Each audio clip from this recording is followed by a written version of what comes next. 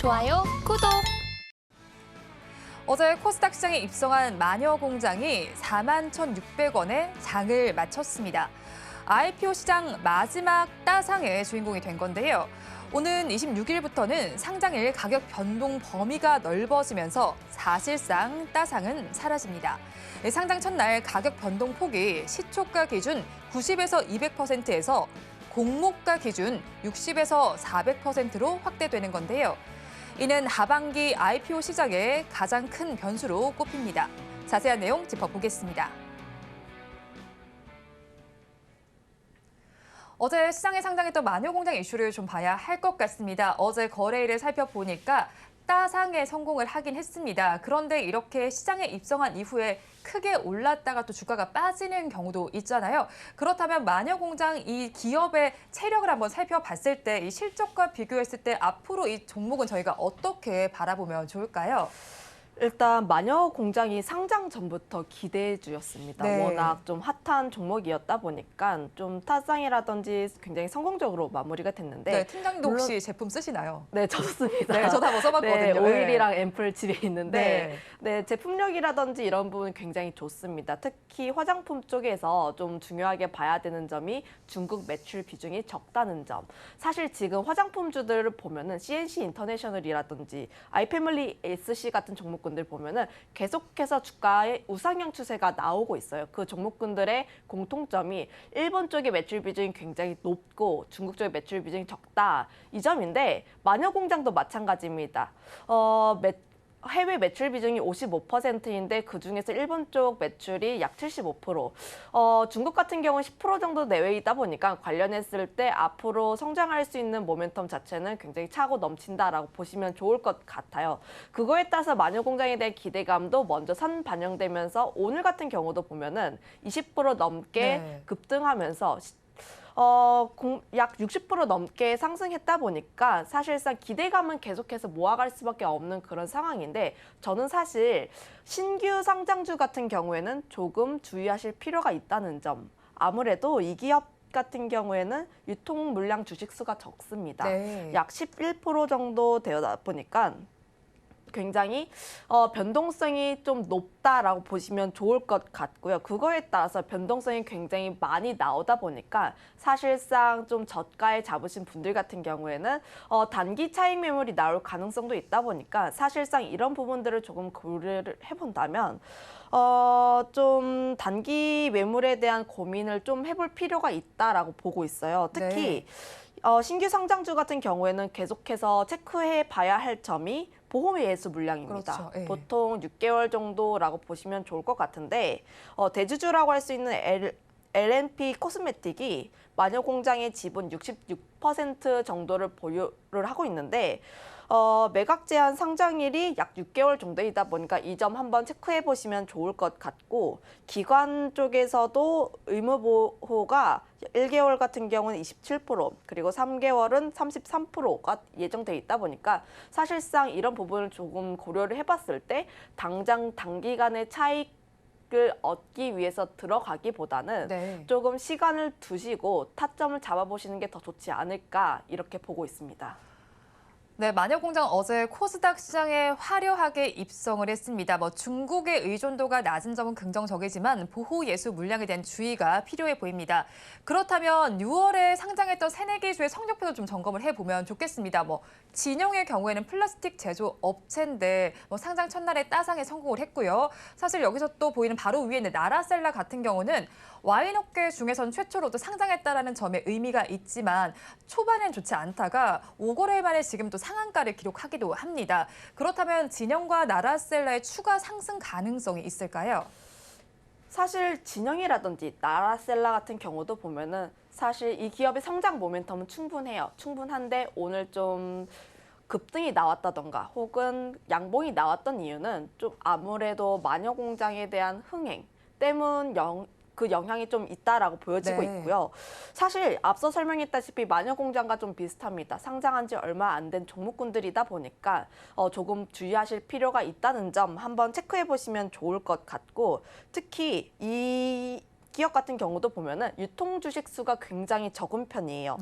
진영 같은 경우에는 좀 대주주가 61%를 보유하고 있다 보니까 관련했을 때 주식수도 굉장히 적고 나라셀라 같은 경우에도 상장 후에 유통 가능 물량이 26% 정도 되다 보니까 변동성에 대한 점은 굉장히 긍정적이지만 지금 짚어준 종목들이 다 좀 유통 주식수 자체가 굉장히 적네요. 적은 네. 편이에요. 굉장히 적은 편이다 보니까 사실상 변동성이 굉장히 크게 나올 수 있다는 점. 하지만 신규 상장주 같은 경우로 보면은 대부분의 투자자들이 좀 보호예수 물량에 대한 불안감이 어느 정도 깔려 있는 상태에서 들어가다 보니까 어느 정도 수익이 나오게 된다면 차익 매물에 대한 부담감 이런 점들을 고려를 했을 때 다른 종목군들 대비했을 때 조금 더 차익이 빨리 나오는 편입니다. 네. 이런 점을 보게 됐을 때 비슷하게 좀 마녀공장이랑 대답을 드릴 수밖에 없는 게 성장 모멘텀 같은 경우도 굉장히 충분하지만 지금 당장 접근을 하시기보다는 오히려 보호예수 물량이 어느 정도 풀렸을 때 그리고 매매 타점을 잡아보시는 게 좋지 않을까 이렇게 말씀드릴 수밖에 없을 것 같아요. 네, 지금 IPO로 들어왔던 종목들의 경우에는 보호예수 물량이 어느 정도 소화된 이후에 접근을 해보시다라고 말씀을 해주셨고요. 그리고 또 이제 하반기 IPO 시장의 가장 큰 이슈로 꼽히는 건 바로 따상이 사라진다라는 이야기입니다. 지금 변동폭이 사실 지금은 보면요. 시초가를 기준으로 해서 90에서 200%까지 올라갈 수 있었지만 달라지게 된다면 지금 공모가를 기준으로 60에서 400%까지 올라갈 수 있게 26일부터 바뀌게 되잖아요. 그렇다면 이런 부분들이 하반기 시장에는 어떤 영향을 미치게 될까요?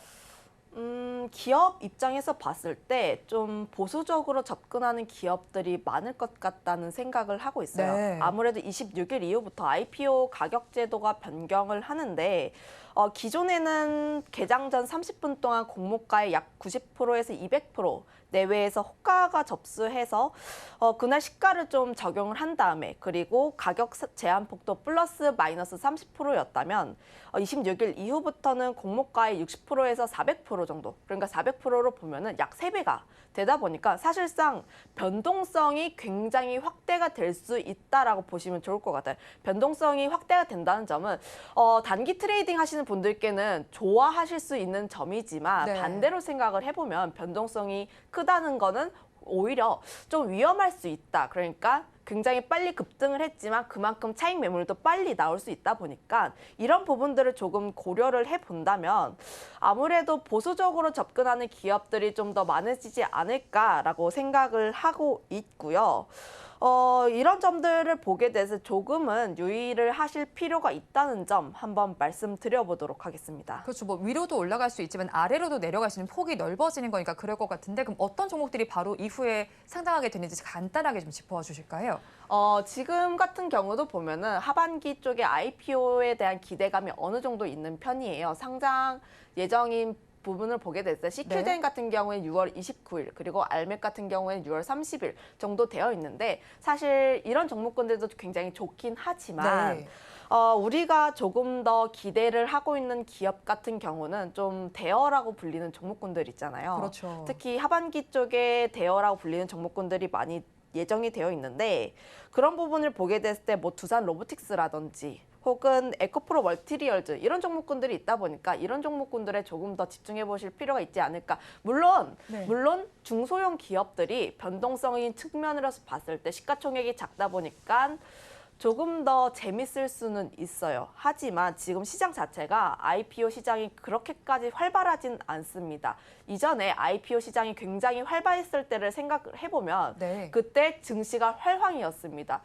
특히 2021년 코로나 이후에 찾아온 그런 주식시장의 화랑이었다 보니까 IPO 시장도 굉장히 뜨거웠었는데 지금 최근 시장을 보면은 주식시장 자체가 변동성이 굉장히 짙다 보니까 개인 투자자분들의 투자 심리도 그렇게까지 좋지만은 않아요. 특히 네. 개인 투자자분들이 많이 참여를 했었던 때가 1월부터 4월. 올해 같은 경우는 그런데 그때는 2차 전지 섹터가 주도를 했었죠. 그렇죠. 네. 하지만 지금 시장은 2차 전지 섹터가 좀 부진하면서 거래대금 자체가 줄어들고 거래대금 자체가 줄어드니까 지금 박스권은 아니고 좀 변동성이 좀 심한 장세에서 종목별 장세가 조금 더 이어지고 있다는 점에서 아직까지 IPO 시장이 조금 더 화랑을 띠기에는 부족하다라고 보고 있고요. 그거에 따라서 아직까지는 중소형 상장주 같은 경우는 이전만큼의 화랑을 띠기는 조금 어렵지 않을까 이렇게 조심스럽게 예측하고 있습니다. 네, 그런데 사실 또 상반기 시장을 돌아보면 중소형주 중에서 또 따상을 기록했던 종목들도 있었잖아요. 뭐 꿈비나 뭐 미래반도체 같은 경우에 오름세를 보이기도 했는데 이런 종목들 사이에서 옥석 가리기는 저희가 어떻게 해나가면 좋을까요? 아무래도 결국 기업의 성장성이 조금 더 중요하지 않을까. 매출이라든지 영업이익이라든지 이런 향후 시장에서의 전망세가 가장 중요하다라고 보시면 좋을 것 같고, 특히 그런 점들이 조금 더 부각이 된다면 공모 시장에서 굉장히 크게 부각이 받다 보니까 이런 점들이 좀 영향을 받고 있는 것 같아요. 그래서 옥석 가리기를 하게 된다면 그 점에서 펀더멘털이 굉장히 튼튼한 기업들 위주로 좀 접근을 해보시면 좋을 것 같고, 그중에서 조금 단기적인 차익을 노리고 싶다 하시는 분들 같은 경우에는 유통주식 수를 좀 체크해 보실 필요가 있다는 점. 아무래도 마녀공장이라든지 이런 점들을 보게 됐을 때 네. 유통 물량 주식 수가 굉장히 적다 보니까 그 점에 따라서 좀 변동성이 굉장히 크게 나오다 보니까 이런 점들 같은 경우는 좀 흥행이라든지 이런 부분에 대해서 중요한 요소로 작용하다 보니까 이런 점을 한번 체크해 보시면 좋을 것 같아요. 네, 새로 지금 증시에 입성하는 종목들이 있죠. 그런 종목들의 경우에는 유통 주식수를 꼭 확인해 보시고 기업의 펀더멘트도 체크를 해 보시면 좋겠습니다. 그럼 저희 또 하반기 시장을 바라봐야 할 것 같아요. 하반기엔 지금 사실 살펴보면요. 대여급으로 불리는 종목들이 상장이 예정이 되어 있죠. 그런데 코스피 시장을 살펴보면 지난해 12월 이후로는 IPO 시장에 참여했던 기업이 없었던 것 같습니다. 그렇다면 이렇게 대여급 종목들 중에서 저희는 어떤 종목에 조금 더 눈여겨보고 살펴보면 좋을까요? 제가 지금 눈여겨보고 있는 기업은 에코프로 머티리얼즈랑 두산 로보틱스입니다. 특히 네. 이 두 기업 같은 경우에는 지난 상반기 내에서도 언급이 굉장히 자주 나왔던 그렇죠. 그런 네. 종목이에요. 특히 섹터 같은 경우도 보면은 2차 전지와 로봇 쪽이라고 보시면 좋을 것 같은데 2차 전지 쪽에서도 계속적으로 이야기가 나오고 있고, 특히 2차 전지 섹터 같은 경우에 좀 놀랍다라고 할 정도로 최근 들어서 다시 한번 올라오고 있는 모습을 보여주고 있잖아요. 사실 2차 전지 섹터도 1월부터 4월까지 엄청난 상승세를 보였다 보니까 사실 좀 기간 조정은 있지만 조금 더 기다릴 필요가 있지 않을까라고 생각을 했지만 에코프로 굉장히 잘 올라갔습니다. 네. 굉장히 대단하다라고 볼 수밖에 없는데 그만큼 투자자분들이 2차 전지 섹터 내에서의 실적과 앞으로의 성장성을 믿고 있다 이렇게 판단을 하고 있고요. 그거에 따라서 에코프로의 자회사라고 할 수 있는 에코프로 머티리얼즈의 상장도 굉장히 기대가 된다라고 보시면 좋을 것 같은데 이 기업 같은 경우에 전구체를 생산하는 기업이고 네. 특히 우리나라 셀부터 시작을 해서 좀 봤을 때 전구체의 중국 의존도가 네. 90%가 넘습니다. 너무 높네요. 네, 굉장히 높은데 최근 들어서 우리가 IRA라든지 이런 부분에서 수혜를 얻기 위해선 계속적으로 탈중국화를 진행해야 하다 보니까 이런 점들은 필수적으로 진행할 수밖에 없고, 그거에 따라서 에코프로 머티리얼즈 같은 경우에는 생산 공정을 계속적으로 공장을 증설하고 있는 모습 보여주고 있다 보니까 앞으로의 성장세에도 굉장히 기대가 된다라고 보시면 좋을 것 같아요. 특히 물론 2차 전지 관련했을 때 에코프로가 대장주고 에코프로에서는 좀 개별적인 악재가 있긴 합니다. 네. 회장과 관련했을 때 악재가 있다 보니까 사실상 이런 점들은 조금 체크해 볼 만한 요소이지만 상장을 했을 때 그 점에 대해서 좀 기대해 볼 만한 요소가 굉장히 많다 보니까 이 종목은 계속 체크를 해보시면 좋을 것 같고요. 그리고 두산 로보틱스에 대해서도 좀 말씀드려보고 싶은데 두산 로보틱스도 그동안 로봇 섹터가 굉장히 강세였을 때 많이 언급되었던 종목군이 네. 뭐 유로메카라든지 레인보우 로보틱스라든지 혹은 두산이었습니다. 네. 두산이 레인보우 로보틱스의 지분을 굉장히 많이 가지고 있다 보니까 그 점이 좀 반영이 되었다라고 보시면 좋을 것 같은데, 특히 레인보우 로보틱스의 지금 시총이 거의 2조 가까이 되고 있는데, 사실상 매출로만 따지게 됐을 때 레인보우 로보틱스보다 두산 로보틱스의 매출이 약 3배 정도 차이가 나다 보니까 네. 이런 점들을 고려를 해본다면 지금 두산이 가지고 있는 시총이 굉장히 저평가되었다라고 보시면 좋을 것 같아요.